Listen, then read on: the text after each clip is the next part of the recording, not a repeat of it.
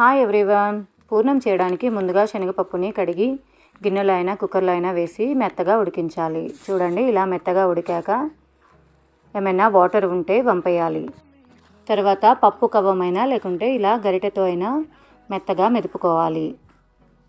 చూడండి, ఇలా మెత్తగా మెదిపాక పప్పు ఏ కొలతతో అయితే తీసుకున్నారో అదే కొలతతో ఈక్వల్గా షుగర్ని వేసి మొత్తం కలపాలి.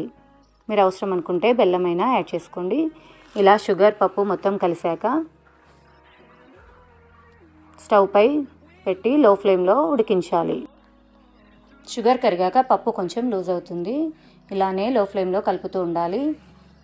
చూడండి, ఇలా కొంచెం చిక్కబడాక ఇప్పుడు ఇలాచీ పౌడర్ వేసి కలపాలి. అంతేనండి, కమ్మని పూర్ణం రెడీ. ఇంకా ఇలా చేస్తే 4-5 రోజుల వరకు కూడా నిల్వ ఉంటుంది.